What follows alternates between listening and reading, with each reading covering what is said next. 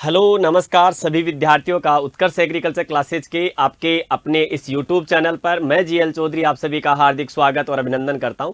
हम यहां चर्चा करेंगे भारत सरकार के द्वारा अपना जो पूर्णकालिक जो बजट है वो आपके 23 जुलाई 2024 को हमारे माननीय वित्त मंत्री महोदया श्रीमती निर्मला सीतारमण साहिबा ने अपना बजट जो पेश किया, उस बजट में एग्रीकल्चर को लेकर के क्या क्या जिसको कह सकते हैं चर्चाएं हुई, उन्हीं बिंदुओं को लेकर के चर्चा करेंगे। जैसे कि आपको पता है, एक तो नेचुरल फार्मिंग को लेकर के जिक्र किया गया और एक आपके जैसे कि भारत ऑयल सीड और पल्सेज में आत्मनिर्भर बनाने की बात की गई।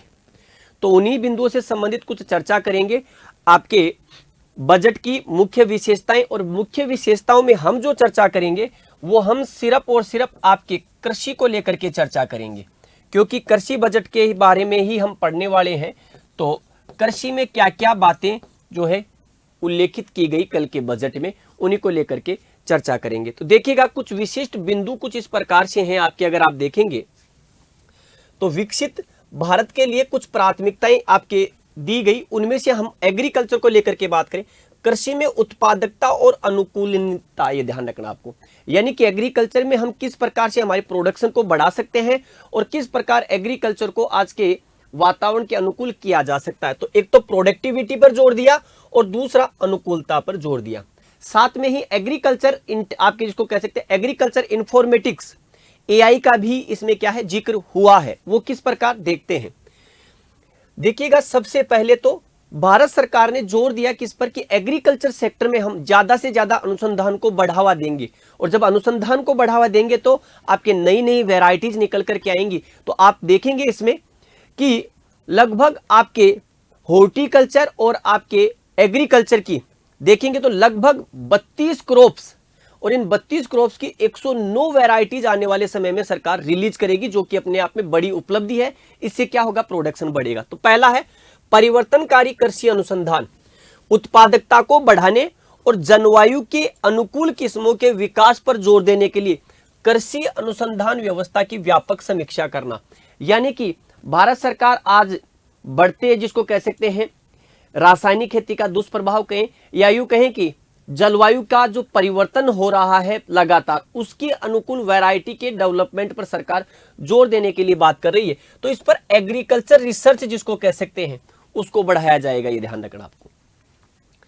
आत्मनिर्भरता, ये बहुत जरूरी है आत्मनिर्भरता, क्योंकि हम दलहन का सबसे ज्यादा प्रोडक्शन करते हैं विश्व में, हम दलहन का सबसे ज्यादा उपभोग भी करते हैं, लेकिन इसके बाद भी हम दलहन के मामले में क्या करते हैं, आयात करते हैं दलहन का। तो क्योंकि जब किसी भी एग्रीकल्चर प्रोडक्ट का जब हम आयात करते हैं तो उसकी बहुत बड़ी मुद्रा, विदेशी मुद्रा का क्या करना पड़ता है, हमें निर्वहन करना पड़ता है। तो यहां पर दलहन और तिलहन, इन दोनों की आत्मनिर्भरता पर जोर दिया गया है, ये ध्यान रखना आपको।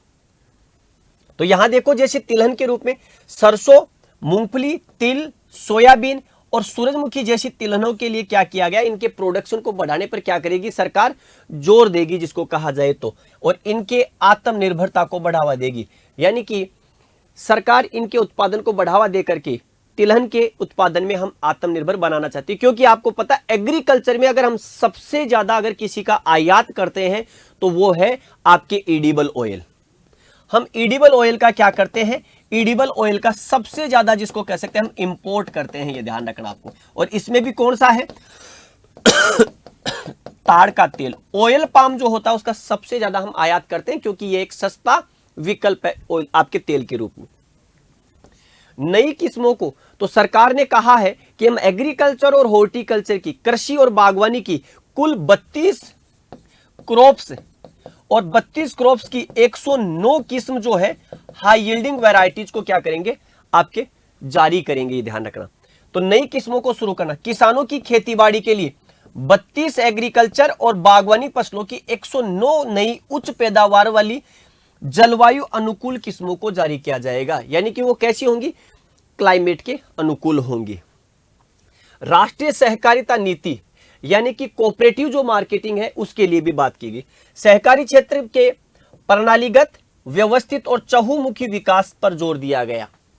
इसके अलावा सब्जी उत्पादन और आपूर्ति श्रृंखला, तो सब्जी के उत्पादन को बढ़ावा देना, आपूर्ति और उपज के संग्रहण, प्रोडक्शन हुआ, क्योंकि आपको पता है कि हमारे यहाँ पर सब्जी के उत्पादन में हम दूसरे नंबर पर हैं, सब्जी के उत्पादन में हम दूसरे नंबर पर हैं, लेकिन फिर भी हमारे यहाँ पर लगभग 15 से 20% वेजिटेबल्स बगैर किसी यूटिलाइजेशन के, बगैर किसी प्रयोग के नष्ट हो जाती है।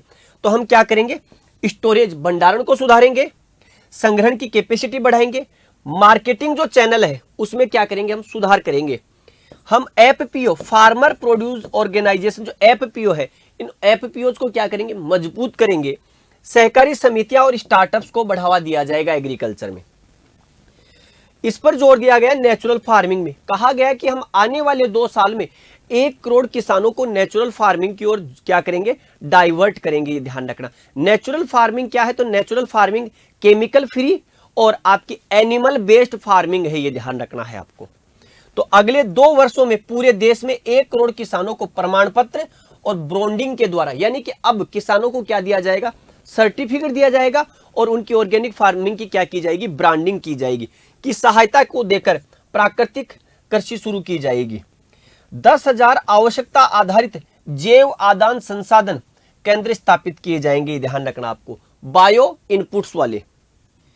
झींगा उत्पादन और निर्यात, देखिएगा झींगा जो होती है इसके लिए एक रिवॉल्यूशन, झींगा और प्याज के लिए आपको पता, पिंक रिवॉल्यूशन, गुलाबी क्रांति। तो झींगा उत्पादन को बढ़ावा दिया जाएगा, ये ध्यान रखना। तो आपसे कभी पूछ लिया जाए कि गुलाबी क्रांति, तो पिंक रिवॉल्यूशन जो होती है, ये पिंक रिवॉल्यूशन किससे संबंधित है, तो पिंक रिवॉल्यूशन झींगा उत्पादन से। झींगा खेती, प्रोसेसिंग और निर्यात के लिए किसके माध्यम से, नाबार्ड के माध्यम से वित्त पोषण, यानी कि नाबार्ड के द्वारा, सरकार नाबार्ड और नाबार्ड के माध्यम से, बैंकों के माध्यम से वित्त का क्या किया जाएगा, सर्कुलेशन किया जाएगा, किसके उत्पादन को बढ़ावा देने के लिए, झींगा उत्पादन, ये ध्यान रखना। नाबार्ड 1982 में, 12 जुलाई 1982 में आई थी। एग्रीकल्चर सेक्टर और रूरल डेवलपमेंट्स के लिए सर्वोच्च क्या है, संस्थान है आपके किसकी, वित्त की, ये ध्यान रखना, NABARD, national bank for agricultural rural development. फिर आपके आगे जिसको कह सकते हैं डिजिटल सार्वजनिक अवसंरचना, डीपीआई पर जोर दिया इन्होंने। 3 वर्षों में किसानों और उनकी जमीन को शामिल करने के लिए डीपीआई, 400 जिलों में डिजिटल फसल सर्वेक्षण, 400 जिलों में क्या होगा, फसल का डिजिटल सर्वेक्षण। अभी जो मैंने बात की आपके जिसको कह सकते हैं एग्रीकल्चर इंफॉर्मेटिक्स, जिसमें आपके ज्योग्राफिकल इंडिकेशन, जो ज्योग्राफिकल जीआईएस जिसको हम कह सकते हैं information system, geographical information system की मदद ली जाएगी जीपीएस वगैरह के माध्यम से। जन समर्थ आधारित किसान क्रेडिट कार्ड, यानी कि किसान क्रेडिट 5 राज्यों में जिसको कह सकते हैं, 5 राज्यों में क्या किए जाएंगे, किसान क्रेडिट कार्ड जारी किए जाएंगे। कौन से, जन समर्थ आधारित किसान क्रेडिट कार्ड जारी किए जाएंगे, ये ध्यान रखना है आपको, ठीक है। और किसानों की जमीन को जिसको कह सकते हैं आपकी उनकी रजिस्ट्री को ऑनलाइन पोर्टल पर लाने की भी बात की गई है। तो ये कुछ मुख्य बिंदु थे आपके कल के बजट में जिनको लेकर के हमने चर्चा की। अगर एग्रीकल्चर के इस बजट में किसी भी बिंदु को लेकर के आपको कुछ पूछना हो, कुछ जानकारी चाहिए, तो कमेंट बॉक्स में आप कमेंट जरूर करें। आपकी उस समस्या का समाधान और आपके उसके सवाल का जवाब आपको दिया जाएगा। तो ये एग्रीकल्चर के कुछ मुख्य बिंदु थे बजट के। आने वाले समय में हम इन बिंदुओं पर एक एक बिंदुओं पर आपके साथ मिलकर के चर्चा करेंगे। तो आज के सेशन के लिए इतना ही।